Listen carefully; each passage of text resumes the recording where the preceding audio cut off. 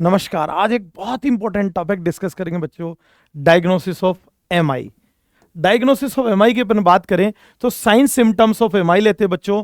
बहुत तेज सीने में दर्द होता है, पल्स बहुत ही तेज और कमजोर चलती है और पसीना आता है, सांस में दिक्कत आती है और सूजन होती है। तो तेज सीने में दर्द, सांस का भारी होना, पल्स का तेज और कमजोर होना और शरीर में सूजन आना, ये साइन सिम्टम है। इन सब में सबसे पहला साइन क्या आता है? तेज पल्स।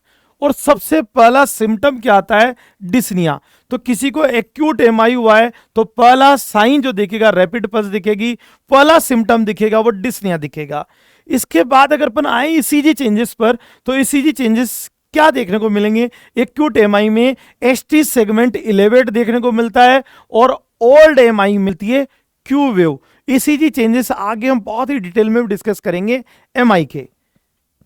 इसके बाद बात करें लेबोरेटरी इन्वेस्टिगेशन, जो ब्लड से की जाने वाली जांचें हैं वो दो प्रकार की जांचें, स्पेसिफिक जांचें और नॉन स्पेसिफिक जांचें। ब्लड टेस्ट स्पेसिफिक भी होते हैं, नॉन स्पेसिफिक भी होते हैं। नॉन स्पेसिफिक मार्कर्स जो ब्लड टेस्ट है उनमें क्या देखने को मिलता है? सीबीसी भी अपन कराते हैं।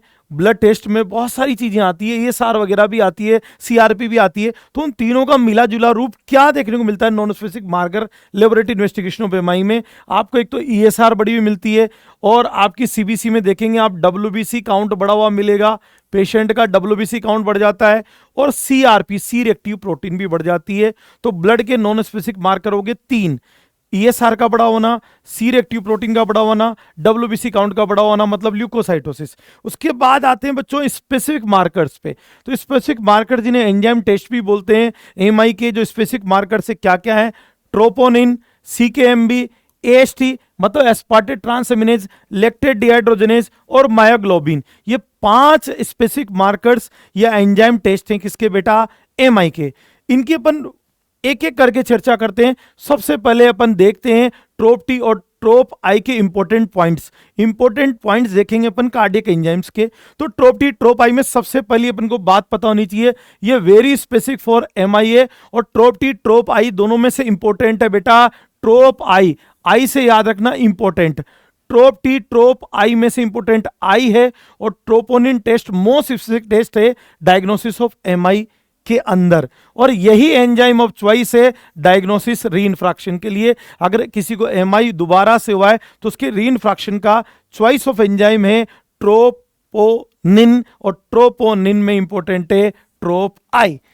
अब चलते हैं अगले पर। अगला है creatinine kinase. Creatinine kinase alternate है ट्रोपोनिन का। इसकी तीन फॉर्म है, CKMM, CKMB और CKBB। इसमें हमारे काम का है CKMB, क्योंकि CK जो MM है स्केलेटल मसल हार्ट दोनों में है, CKMB आपका मायोकार्डियम में है और स्मॉल अमाउंट में स्केलेटल मसल में है, और CKBB ब्रेन, लंग और अदर टिश्यू में।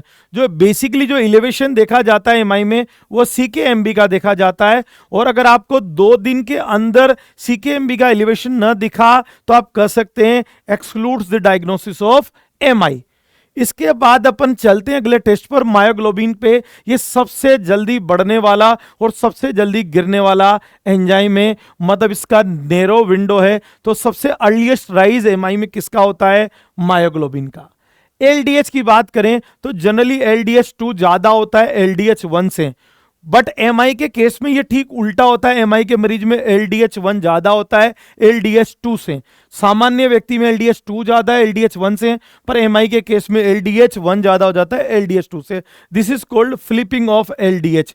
LDH रेशियो उल्टा हो जाता है 2, वैसे तो 1 से ज्यादा होता है, पर एमआई में 1 किससे ज्यादा हो जाता है? 2 से। ये आपको याद रखना है। इसके बाद बात करें अपन इनके राइज की, इनका पीक कब आता है, इनिशियल राइज कब होता है, रिटर्न टू बेसलाइन कब आते हैं। CKMB की अपन बात करें तो CKMB 2 से 4 घंटे में बढ़ना शुरू होता है, 24 घंटे में इसका पीक आता है, फिर 48 से 72 घंटे में वापिस ये नॉर्मल हो जाता है। ट्रोप टी और ट्रोप आई की बात करें तो वही 2 से 4 घंटे में राइज होने लगते हैं, 48 घंटे में पीक आता है और 7 से 10 दिन के अंदर ये वापिस बेसलाइन पे आ जाते हैं। बात करें AST SGOT की तो ये 12 घंटे में इसका राइज होना शुरू होता है, 48 घंटे में पीक आता है और 4 से 5 दिन में ये वापस बेसलाइन पे आ जाता है। ठीक है, तो अपन बात कर रहे थे इनके राइज की। LDH की अपन बात करें तो एलडीएच का राइज 24 घंटे में होता है और 3 से 6 घंटे में पीक आता है और 2 दिन में ये वापस बेसलाइन की ओर आ जाता है। तो सिंपली अगर अपन समझें तो सबसे जो पहला राइज, सबसे जो जल्दी राइज होता है वो CKMB का होता है और ट्रोपोनिन का होता है, और इन दोनों में से भी ज्यादा प्रेफर ट्रोपोनिन को किया जाता है। उसके बाद CKMB का नंबर आता है, उसके बाद AST का, उसके बाद LDH का। इसको याद रखने की न्यूमोनिक भी मैं बता दूंगा। और सबसे देर से जो गिरता है वो आपका LDH गिरता है। तो इसी के ऊपर एक छोटा सा आपको न्यूमोनिक्स बता सकते हैं अपन, sequence of elevated enzymes after MI।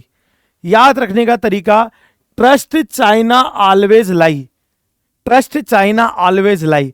Trust शब्द से याद रखना है ट्रोपोनिन, चाइना शब्द से याद रखना है CKMB, ऑलवेज से याद रखना है AST, लाई से याद रखना है LDH।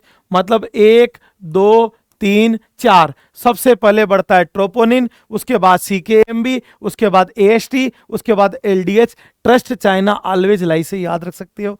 उससे पहला एंजाइम जो MI में बढ़ता है वह है मायोग्लोबिन, और सबसे सेंसिटिव जो है या स्पेसिफिक जो है MI में वह है आपका ट्रोपोनिन। और चॉइस ऑफ डायग्नोसिस रीइंफ्रैक्शन कौन है? ट्रोपोनिन। आफ्टर 7 डेज अगर रीइंफ्रैक्शन है, आफ्टर 7 डेज रीइंफ्रैक्शन है तो आप क्या यूज करेंगे? ट्रोपोनिन। और बिफोर 7 डेज रीइंफ्रैक्शन है तो आप क्या यूज करेंगे? CPKMB को यूज करेंगे। ये याद रखना है, 7 दिन से पहले है तो CPKMB, 7 दिन से बाद है तो आप ट्रोपोनिन को यूज करेंगे। सबसे स्पेसिफिक भी ट्रोपोनिन है, रीइंफ्रैक्शन में ट्रोपोनिन पसंद किया जाता है। अर्लीस्ट एंजाइम मायोग्लोबिन है, और ट्रोपोनिन के बाद अगर किसी का नंबर आता है तो CPKMB का आता है। ट्रोपोनिन 7 से 10 दिन में गिरता है, क्लियर है? इसलिए ट्रोपोनिन को 7 दिन के बाद रीइंफ्रैक्शन होता है तो हम पसंद कर सकते हैं, पर 7 दिन से पहले रीइंफ्रैक्शन होता है तो वहां पर अपन CPKMB का इस्तेमाल करते हैं। बहुत बहुत धन्यवाद।